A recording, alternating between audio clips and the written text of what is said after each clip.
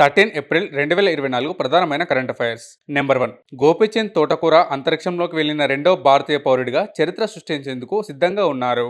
Number 2. భారత సైన్యానికి చెందిన త్రిశక్తి కార్ప్స్ సిక్కింలో క్షిపణి ఫైరింగ్ ఎక్సర్సైజ్ ను నిర్వహిస్తోంది. నెంబర్ 3. ప్రపంచంలోనే అతిపెద్ద డిజిటల్ కెమెరాను అమెరికాకు చెందిన స్టాన్ఫోర్డ్ శాస్త్రవేత్తలు ఆవిష్కరించారు. నెంబర్ 4. కన్నడ కవయిత్రి, నాటక రచయిత్రి మరియు విద్యావేత్త అయిన Mamta G Sagar world organisation of writers ద్వారా సాహిత్యానికి ఆమె చేసిన కృషికి ప్రపంచ సాహిత్య బహుమతిని ప్రదానం చేసింది. నెంబర్ 5. అలెక్సీ నవల్నీ మరియు యూలియా నవాల్నియా స్వతంత్ర జర్మన్ డెమోక్రసీ బహుమతితో సత్కరించారు.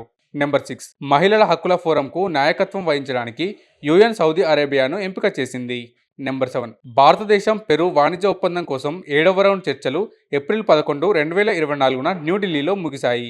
గెస్ ద ఆన్సర్లో ఈరోజు ప్రశ్న. రక్తహీనత నివారణ చర్యల్లో జాతీయ స్థాయిలో మొదటి అవార్డును అందుకున్న రాష్ట్రంగా ఏ రాష్ట్రం నిలిచింది? మీ ఆన్సర్ని కామెంట్ రూపంలో తెలపండి.